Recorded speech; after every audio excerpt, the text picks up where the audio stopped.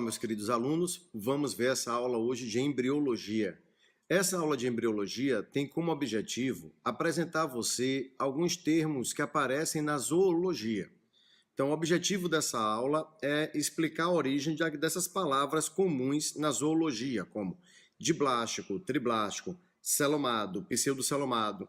O que significam essas palavras? Qual a origem delas? Então, o foco dessa aula de embriologia é esse, preparar vocês para entender os filos animais, porífero, quinidário, plateuminto, que usam uma terminologia bastante especial. Então, vamos ver um pouco da embriologia animal para você ter essa base necessária para aprender os filos animais. Bom, você sabe que tudo começa quando o espermatozoide fecunda o gameta feminino, e aí forma-se o zigoto. O zigoto, então, vai sofrer uma série de divisões celulares. Ele vai fazer uma série de mitoses. E nesse início do desenvolvimento embrionário, essas mitoses são muito rápidas. Elas são tão rápidas que não dá tempo da célula crescer. Porque normalmente uma célula se divide em duas menores, aí elas aumentam de tamanho e voltam a se dividir. Mas no início do desenvolvimento embrionário, as mitoses são tão rápidas que não dá tempo da célula crescer. Então, divide, e as células vão ficando cada vez menores. Esse momento do desenvolvimento embrionário, em que se tem um monte de célula pequenininha formando uma esfera, nós damos o nome de mórula, porque parece aquela frutinha, a amora. Então, é uma esfera maciça de células, cheias de células, bem pequenininhas. A mórula tem dezenas de células e é do mesmo tamanho do zigoto, que é uma célula só. Mas é por causa disso, porque vai dividindo tão rápido que as células não crescem. Então elas vão ficando cada vez menores. Tá. Depois que forma a mórula, essas células se afastam para a periferia. A mórula é uma esfera maciça de células. Aí essas células vão para a periferia e abrem uma cavidade. É uma etapa chamada de blástula. Abre essa cavidade, que nós, inclusive, damos o nome de blastocele. Então, vamos lá. O que a gente viu até agora? O espermatozoide fecundou o gameta feminino, forma-se o zigoto. O zigoto faz um monte de mitose bem rápida, gera um maciço de células que nós chamamos de mórula. Aí essas células da mórula se afastam para a periferia, formando como se fosse uma bola de futebol, uma estrutura de uma bola de futebol. Essa estrutura do desenvolvimento embrionário, com uma cavidade dentro, nós chamamos de blástula. A cavidade é a blastocele. As mitoses continuam, as células continuam se reproduzindo. E dessa blástula, algumas células, ao fazerem mitose, vão invaginando, vão entrando na blastocele. Quando ocorre essa invaginação, essa dobra para dentro, forma-se uma etapa do desenvolvimento embrionário que nós chamamos de gástrula, que é essa que está aí. Note que a gástrula terá, então, duas camadas de células, que nós chamamos de folhetos embrionários. Ela terá dois folhetos embrionários. A camada de células mais externa, nós vamos dar o nome de ectoderme. E essa camada de células, que está aí em vermelho, que se voltou para dentro, nós damos o nome de endoderme. Bom, então esse é o início do desenvolvimento embrionário. Tem o zigoto, a mórula, a blástula e a gástrula. Na gástrula, um grupo de células invagina. A camada de células para o lado de fora vai ser a ectoderme. A camada de células para o lado de dentro vai ser a endoderme. Tá, e agora? Bom, você tem aqui a gástrula, ectoderme e endoderme. Os animais mais simples têm apenas esses dois folhetos embrionários. Tem apenas essas duas camadas de células no embrião.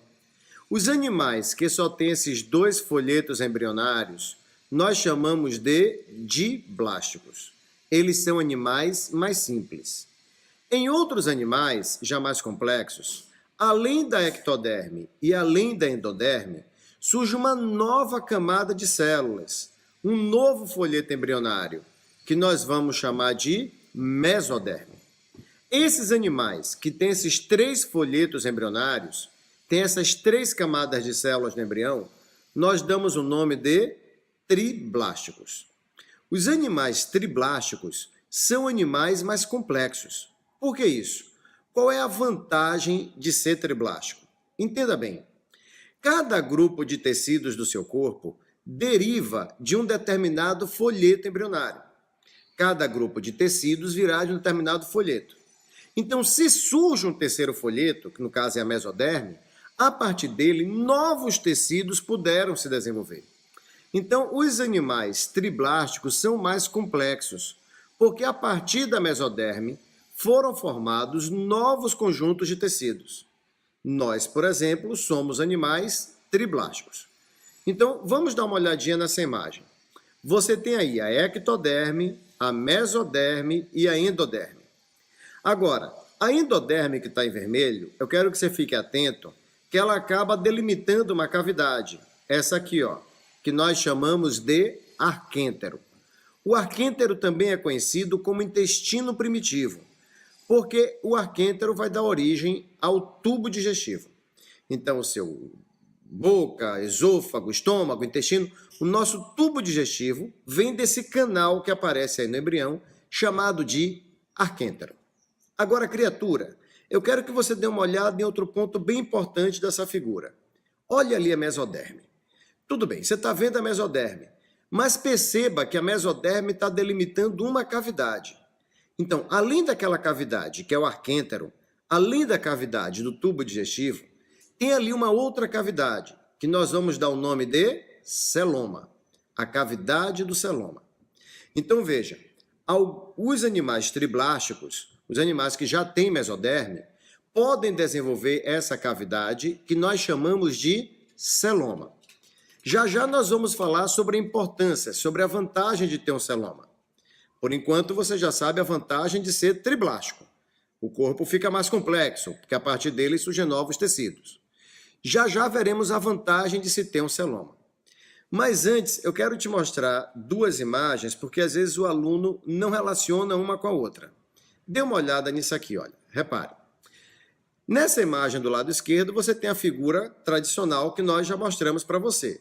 Do lado direito, eu estou mostrando o embrião, só que agora com outro ângulo de visão. Acompanhe comigo. Aqui em marrom está a ectoderme, em vermelho está a endoderme, e essa cavidade é o arquêntero. Talvez você ainda não tenha relacionado uma coisa com a outra, entendido bem a relação dessas duas figuras. Então, eu vou lhe pedir um favor. Dê uma olhada aqui nessa massinha, ó. Vantagem de ter filho pequeno é que sempre tem massinha em casa. Digamos que essa cavidade aqui seja a cavidade do arquêntero. Então, quando a gente mostra esse desenho que aparece aí na sua esquerda, você está vendo o embrião assim, com essa cavidade aqui que é o arquêntero. Isso aqui vai ser o seu tubo digestivo. Agora, faça um favor. Vamos imaginar que você vire o embrião assim, ó. Vai virando. Olha lá, vou botar outra metade dele. Agora, você tem a imagem da direita. Tá percebendo? Então, aqui, ó, esse buraquinho é o arquêntero. Vou mostrar de novo para você entender. Quando o livro desenha assim, ele está mostrando o desenho, o arquêntero, num corte assim de perfil. Olha aqui, ó. Isso é o arquêntero, que vai ser o tubo digestivo. A imagem da direita se refere ao seguinte. Vamos virar. Agora, você está vendo o arquêntero de frente. Olha aqui o buraquinho dele, ó. Ó, aqui é de perfil. Se você olhar de frente, fica assim. Então, quando os livros podem mostrar tanto desse jeito, quanto desse. Vai ser a mesma coisa, é o arquêntero.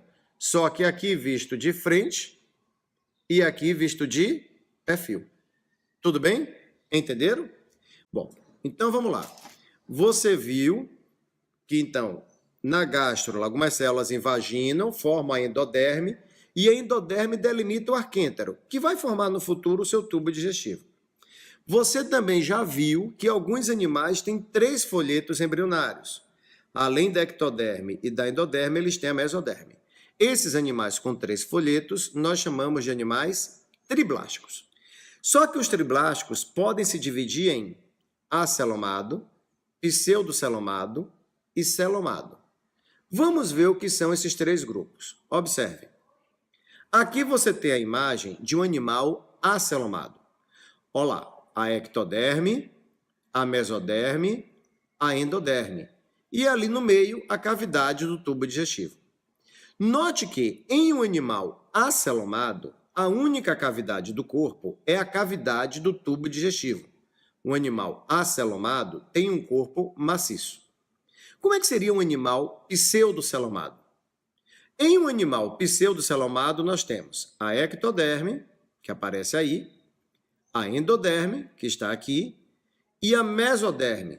Só que note que agora a mesoderme não é maciça.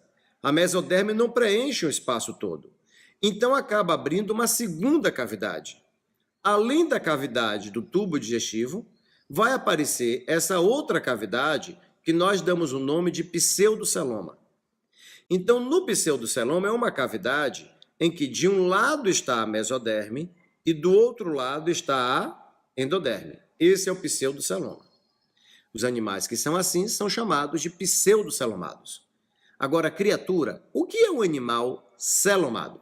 Olha lá, a ectoderme, a endoderme e a mesoderme. Mas você agora vai observar como fica a mesoderme de um celomado. Dê uma olhada. A mesoderme está ali, só que ela também faz o seguinte, ó. Ela vai dar uma volta na endoderme. Então, a mesoderme de um celomado, ela está logo abaixo da ectoderme, mas ela também envolve a endoderme. Resultado, cria-se uma cavidade chamada de celoma. Ah, mas qual é a diferença do celoma para o pseudoceloma? Olha lá a imagem. Pessoal, no pseudocelomado, de um lado da cavidade tem mesoderme, do outro lado tem endoderme. No celomado, a cavidade está toda ela envolvida pela mesoderme. Olhe bem, o pseudoceloma, em cima tem a mesoderme, embaixo tem a endoderme. O celoma, em cima é a mesoderme e embaixo também é a mesoderme. Então, a diferença é que no celomado verdadeiro, a cavidade é toda ela envolvida pela mesoderme. Essa é a diferença. Você já sabe qual é a vantagem de ser triblástico. Mas qual é a vantagem de ter uma cavidade como essa? Veja, se o animal é acelomado, o corpo dele é maciço. Ele perde flexibilidade. Isso dificulta, inclusive, a locomoção. O surgimento dessa cavidade tornou o corpo mais flexível. Isso facilita a locomoção do animal. Além disso, essa cavidade abriga os órgãos. Por exemplo, você tem um coração porque é uma cavidade para abrigar o coração. Se o seu corpo fosse maciço, como é que o seu coração ia conseguir bater impressionado pela parede do corpo? Então, o nosso corpo abre cavidades que abrigam os órgãos internos. Não fica tudo compactado, fechado, preso. Então, o celoma foi uma tecnologia importantíssima que surgiu na evolução animal, que abriu espaços no corpo para abrigar novos órgãos. Tudo bem? Agora, você viu, está entendendo tudo até agora. Mas como é a formação do celoma? O celoma pode se formar de duas maneiras. Primeira, por esquizocelia. Os animais em que o celoma é formado por esquizocelia são chamados de esquizocelomados. Olha como ocorre. Você tem aqui o embrião, você está vendo ali ele com ectoderme e endoderme, e nesse caso da esquizocelia, a mesoderme vem dessas células.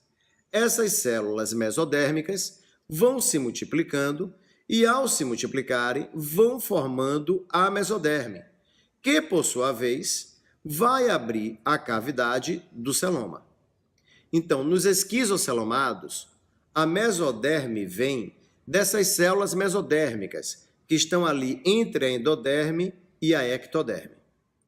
A outra opção é o animal ser enterocelomado.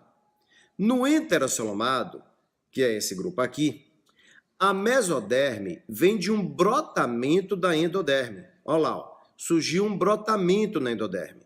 Essas células, então, oriundas, originadas da endoderme, se soltam e vão formando a mesoderme, que, por sua vez, vai abrir a cavidade do celoma. Então, veja, se a mesoderme surgir daquele grupinho de células mesodérmicas, você diz que o animal é esquizocelomado. Se ela surgir a partir de um brotamento da endoderme, você dirá que o animal é enteroccelomado. Então, no enteroccelomado, a mesoderme surge de um brotamento da endoderme. Tudo bem? Tá. Vamos olhar o embrião agora completinho. Você tem aqui o embrião com a endoderme. Você sabe que a endoderme delimita o arquêntero, que vai ser o tubo digestivo, quando o desenvolvimento embrionário chegar ao fim. Agora, a entrada do arquêntero, nós damos o nome de blastóporo. Então, você tem aí o nosso embrião, você tem a endoderme, ela delimita o arquêntero, e a entrada do arquêntero é o blastóporo. Agora, veja só. Dependendo do que o blastóporo vai originar, os animais se dividem em dois grupos. Vamos dar uma olhada nisso.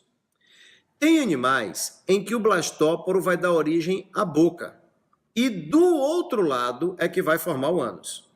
Se o blastóporo originar a boca e do outro lado abrir o ânus, nós diremos que o animal é protostômio. Então, nos protostômios, o blastóporo forma a boca. Em outro grupo de animais, o blastóporo vai dar origem ao ânus e do outro lado vai se formar a boca. Nesse caso, os animais são chamados de deuterostômios. Então, um deuterostômio é um animal em que o blastóporo forma o ânus. No protostômio, o blastóporo forma a boca e do outro lado abre o ânus. Nos deuterostômios, o blastóporo forma o ânus e do outro lado abre-se a boca. Então, repassando. Os animais mais simples são os diblásticos. Só tem dois folhetos embrionários, ectoderme e endoderme. Depois vieram os triblásticos, que tem a ectoderme, a endoderme, e surge um terceiro folheto chamado de mesoderme. Esses animais triblásticos podem ser acelomados, pseudocelomados e celomados. Agora, os animais celomados, por sua vez, se dividem em protostômios e deuterostômios. Eu vou agora situar vocês em tudo isso, mostrando a posição dos 9 filos animais que nós estudamos no ensino médio.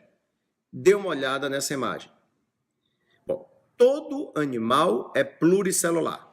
Falar animal pluricelular é redundante, não precisa.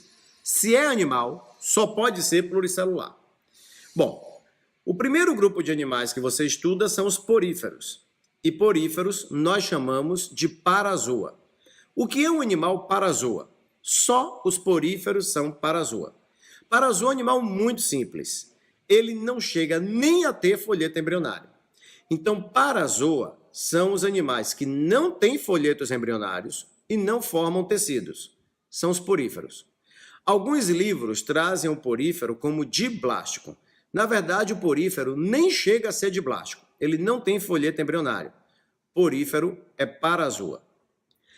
Todos os outros animais serão chamados de eumetazoa. Todos os outros serão eumetazoa. Dentre os eumetazoa, os mais simples serão os diblásticos. O único filo animal diblástico que você vai estudar são os quinidários. Água-viva, medusa, esse pessoal. Então, dentre os eumetazoa, você tem os diblásticos. O único filo diblástico que você vai estudar, quinidário. Todos os outros filos que você vai estudar serão triblásticos. Entre os triblásticos, tem o grupo dos acelomados. O único acelomado que você vai estudar são os plateumintos. Então, veja bem.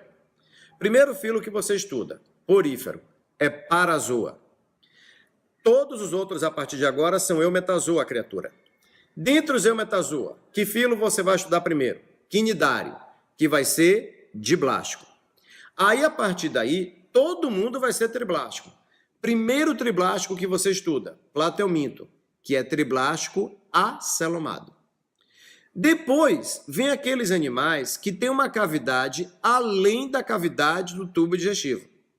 Esses animais que não têm o corpo maciço, que têm uma cavidade além da cavidade do tubo digestivo, se dividem em pseudocelomados e celomados.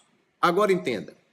O único pseudocelomado que você vai estudar é o filo nematelminto. Daí para frente, todo mundo será celomado. Então, repassando.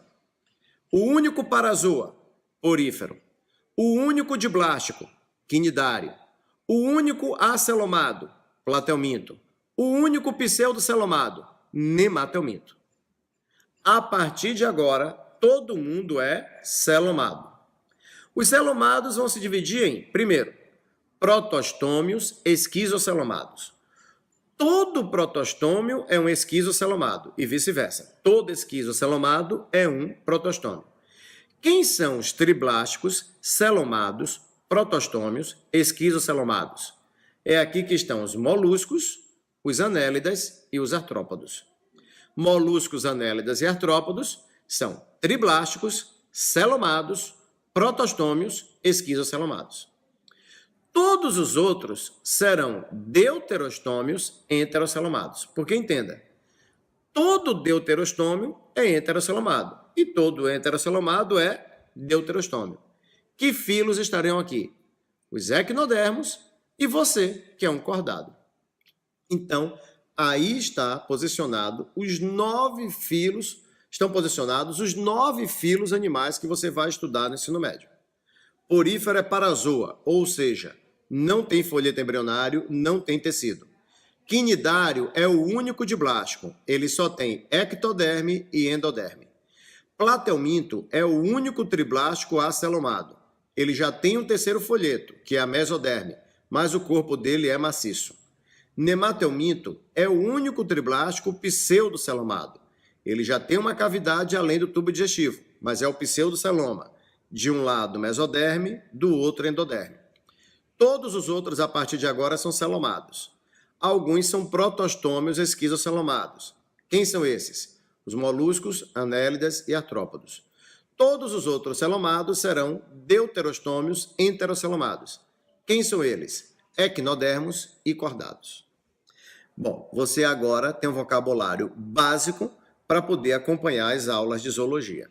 Até elas. Até mais. Muito obrigado.